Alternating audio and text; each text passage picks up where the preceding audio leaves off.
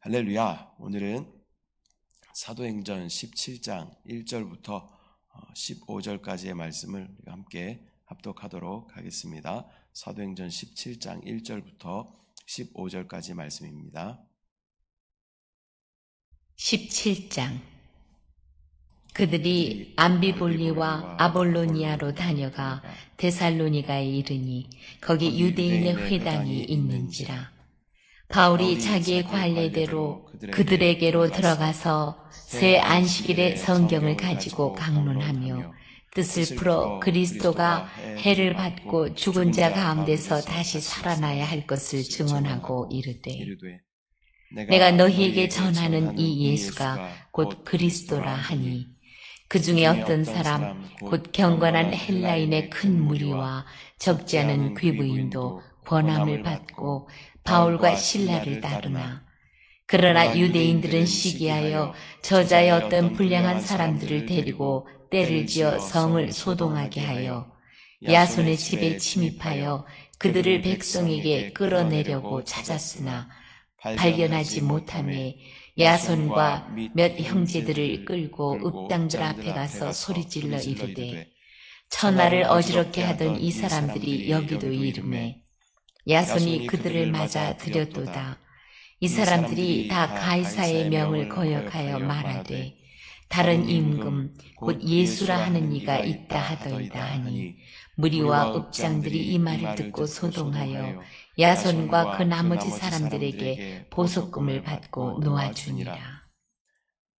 밤에 형제들이 곧 바울과 실라를 베레아로 보내니 그들이 이르러 유대인의 회당에 들어가니라. 베레아에 있는 사람들은 데살로니가에 있는 사람들보다 더 너그러워서 간절한 마음으로 말씀을 받고 이것이 그러한가 하여 날마다 성경을 상고하므로 그 중에 믿는 사람이 많고 또 헬라의 귀부인과 남자가 적지 아니하나 데살로니가에 있는 유대인들은 바울이 하나님의 말씀을 베레아에서도 전하는 줄을 알고 거기도 가서 무리를 움직여 소동하게 하거늘 형제들이 곧 바울을 내보내어 바다까지 가게 하되 실라와 디모데는 아직 거기 머물더라.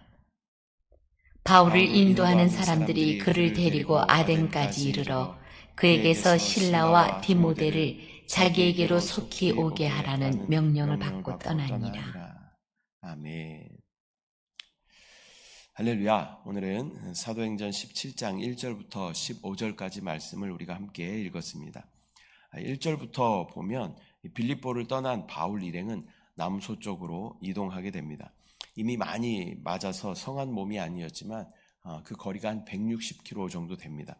거리를 통과하여서 암비볼리와 또 아볼로니아를 거쳐서 데살로니가에 이르게 되고 또 그곳에 유대인의 회당을 찾게 됩니다. 그곳 회당에서 바울은 늘 하던 대로 또 3번의 안식일 동안 성경을 강론하게 됩니다. 그 내용은 그리스도가 해를 받고 죽은 자 가운데서 다시 살아나야 할 것을 증언하고 또 내가 너희에게 전한 이 예수가 바로 그리스도라는 이름은 기름 부음을 받은 자, 또 메시아 이런 의미가 있는 것이죠. 내가 너희에게 전한 이 예수가 바로 이 이전 선지서에서 얘기했던 그 그리스도 메시아다라는 것을 전파하게 되는 것입니다. 4절부터는 이전 도시들에서도 그랬듯이 이곳 데살로니가에서도 어떤 사람들은 이 말씀을 듣고 제자들을 따르는 무리가 있는가 하면 또 여지없이 그곳에서도 일부 유대인들은 제자들을 시기하여 불량배들을 동원하여서 바울 일행을 해하고자 그들을 찾게 됩니다. 제자들은 그들을 따르던 야손이라는 형제 집에 머물고 있었는데 야손의 집에서 제자들을 발견하지 못하게 되고 또 제자들을 묻게 하였던 야손과 또 그들을 따랐던 몇 형제들을 끌어다가 가이사 외에 예수라는 임금을 전하는 자들을 도와준 이 야손과 이 무리들을 처벌하여 줄 것을 청하게 됩니다. 그리고 야손과 그 무리들은 보석금을 내고 난 후에야 풀려나게 됩니다. 10절부터 보면 이미 숨어있던 바울과 실라를 밤에 몰래 베레아로 보내게 되고 또 베레아에서의 전도가 시작되는 것을 볼 수 있습니다. 그곳에서도 회당을 찾은 바울 일행은 데살로니가에서 전한 내용을 다시 전하게 됩니다. 그러나 베레아에 있는 사람들은 데살로니가에 있는 사람들보다는 조금 더 너그럽고 신사적이었던 것 같습니다. 무턱대고 복음을 반대하는 것이 아니라 그들은 며칠 동안이나 진지하게 성경의 말씀을 상고하여 보고 또 결국 많은 사람들이 믿게 되고 헬라의 많은 여자들과 남자들이 믿게 되었다라고 기록하고 있습니다. 또 13절부터 보면 데살로니가에 있는 유대인들이 베레아에서도 이 복음이 전해진다는 소문을 듣고 베레아에까지 따라가 무리를 움직여 소동하는 것을 보게 됩니다. 이 장면을 보면서 떠오르는 한 인물이 있습니다. 바로 이 복음을 전하는 일꾼이 된 이 사도 바울입니다.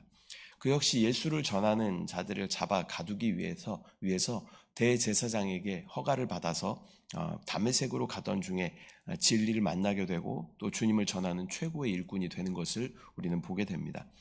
예루살렘에서 다메섹까지의 거리는 약 240km 정도 된다고 합니다. 그 열심이 정말 대단하였던 사울을 볼 수 있습니다. 그러나 아이러니하게도 지금은 입장이 바뀌어 자기가 복음을 전하고 있고 또 많은 유대인들이 그를 잡아 죽이려고 하는 그러한 것을 보게 되는 것이죠. 인생에 있어서 방향성이라는 것은 참 중요합니다. 어디를 향하여 가는가가 우리의 인생을 좌우하게 되는 것입니다. 어쩌면 이전에 바울은 세상적으로 잘 나갔던 그런 사람이었을 것입니다. 그러나 예수 그리스도를 선택하고 그에게는 시련과 또 아픔과 고난과 고통이 있는 것을 보게 됩니다. 그러나 그것이 영원한 생명을 얻는 길이고 또 하나님 앞에 쓰임받는 길이고 축복의 복음의 통로로 쓰임받는 귀한 길인 줄 믿습니다. 세상에서는 성공을 향해 부와 명예를 향해 달려가야 한다라고 말하고 있습니다. 또 그런 것들을 그런 방향을 제시하면서 또 어떻게 해야 성공과 부를 향해 달려갈 수 있는지 많은 자기의 노하우들을 쏟아내고 책으로 또 편집해서 그것들을 사람들에게 알리는 것을 보게 됩니다. 그러나 우리의 방향성은 정확하게 진리이신 예수 그리스도를 따라가야 하는 줄 믿습니다. 우리가 예수 그리스도를 믿고 따라가면요, 많은 고난과 고통을 받게 됩니다. 또 욕을 먹을 수도 있습니다. 그러나 그것이 우리가 욕을 먹고 고난과 고통을 받는 것이 어쩌면 복음의 믿음의 정중앙에 있는 것임을 우리가 믿음으로 바라봐야 할 줄 믿습니다. 우리가 복음 가운데 있으면 우리는 핍박을 당하게 됩니다. 고난을 당하게 됩니다. 또 다른 사람들에게 손가락질을 당하게 됩니다. 그러나 그럴 때 우리의 마음가짐은 내가 지금 복음의 정중앙에 있구나라는 것을 믿음으로 바라봐야 할 줄 믿습니다. 그리스도인이라는 것을 드러내고 전하기 때문에 사람들의 핍박을 받는 것입니다. 우리 안에 그리스도를 말하기 때문에 우리가 핍박을 받는 것이죠.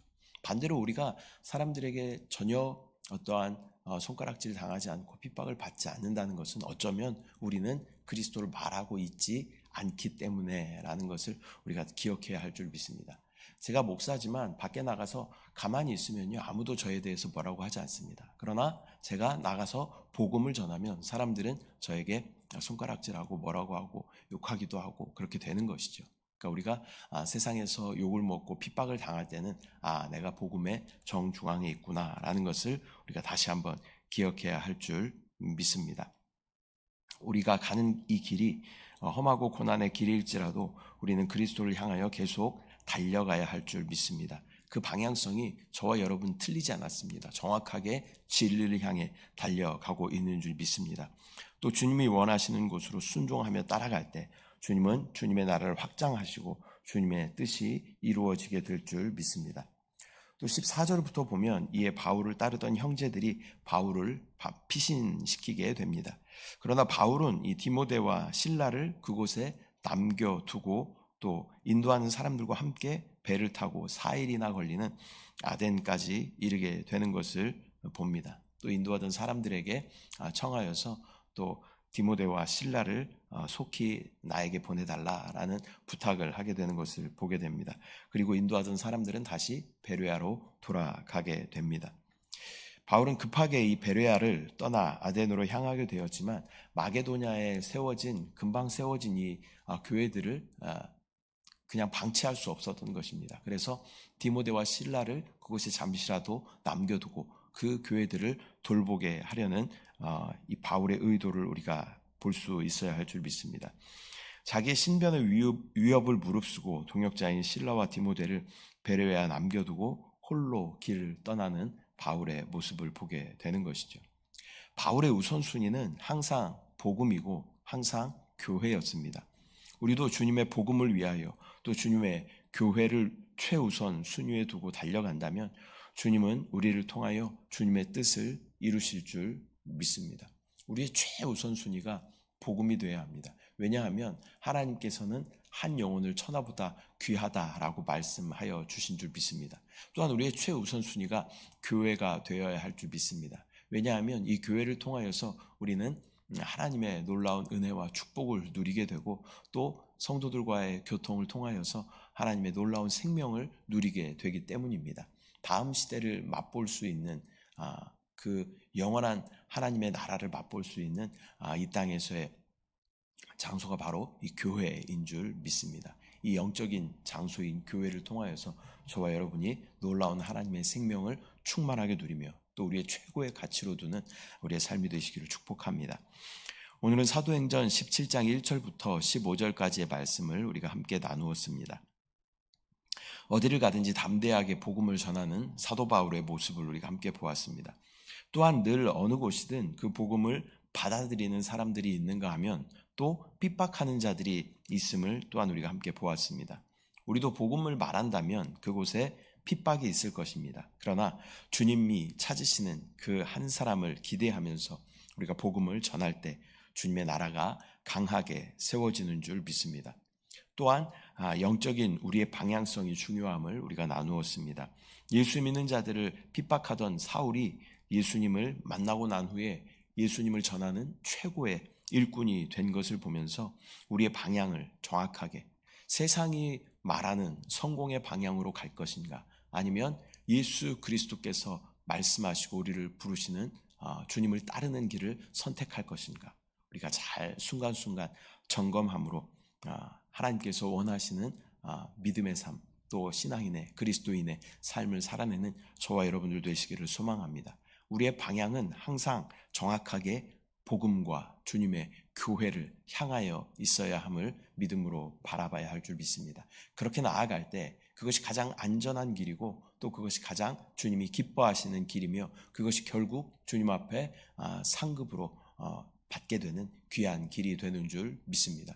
여러분 지금 잘 가고 있습니다. 저와 여러분이 믿음을 향해 흔들리지 않고 가고 있을 때 하나님의 놀라운 은혜와 생명이 우리 가운데 넘치도록 부어질 줄 믿습니다. 기도하겠습니다. 사랑의 주님, 은혜와 사랑을 감사드립니다. 또 귀한 날 우리 가운데 허락하여 주시고 이 새벽 주님의 전에 나와 또 믿음으로 또 주님의 말씀을 묵상하며 또 하나님 우리 가운데 말씀하심을 또 귀 기울여 듣게 하심을 감사드립니다. 어디를 가나 담대하게 주의 복음을 전했던 사도 바울의 모습을 보게 됩니다. 또한 어디를 가나 또 주의 복음을 받아들이는 사람이 있는가 하면 또 반대하는 사람들도 있음을 보게 됩니다. 믿음 가지고 반대하는 사람들을 두려워하는 것이 아니라 받아들일 사람들, 구원받을 사람들을 믿음으로 바라보며 나아가 담대히 복음 전하는 주의 거룩한 복음의 통로 우리 모두 되게 하여 주시옵소서. 아버지 또한 우리 영적인 방향성이 정확한지 다시 한번 점검해 봅니다.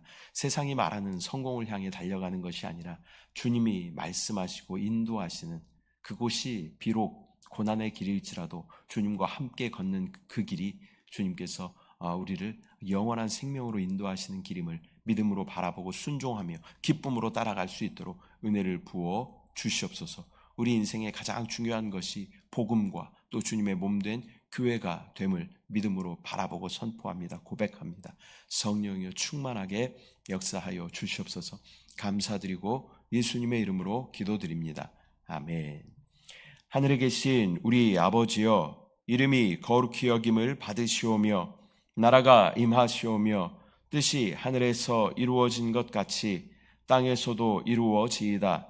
오늘 우리에게 일용할 양식을 주시옵고 우리가 우리에게 죄 지은 자를 사하여 준 것 같이 우리 죄를 사하여 주시옵고 우리를 시험에 들게 하지 마시옵고 다만 악에서 구하시옵소서. 나라와 권세와 영광이 아버지께 영원히 있사옵나이다. 아멘. 할렐루야.